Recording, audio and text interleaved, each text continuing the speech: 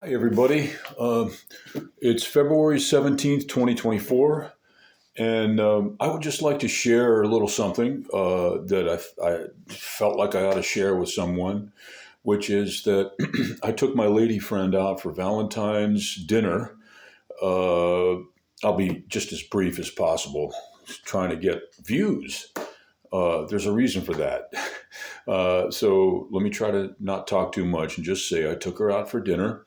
And for me, I'll just frame this by saying that I've been alone most of my life. So I was already having a happy Valentine's Day just because I had a lady friend and was with someone. And I took her to a nice place in Manhattan. I'm thankful to my teacher. I live in the greatest city I feel in the world, because there's so many cultural groups and you have to get along, and if you don't, you'll learn, and learning is just part of being on earth. So this is like the greatest learning environment on the planet.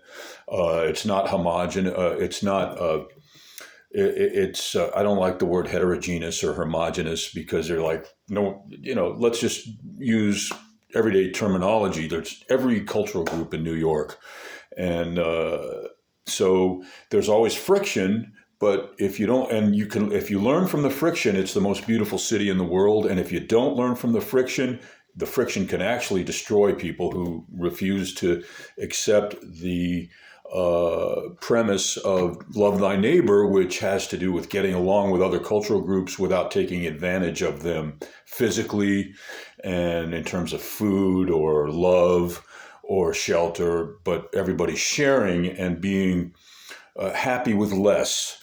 Uh, let me cut to the chase. I had took my lady friend, who doesn't, I don't need to say anybody's name. It was nice for dinner. And then after dinner, there was a lady sitting alone.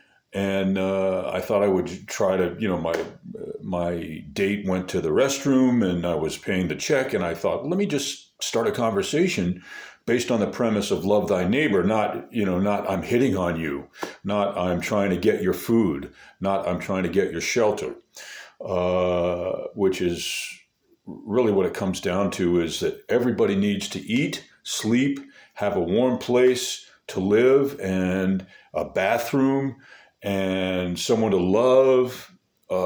That's a necessity. And if a certain group has more, and a certain other group is completely without, like over and over, generation after generation, there's going to be friction. Uh,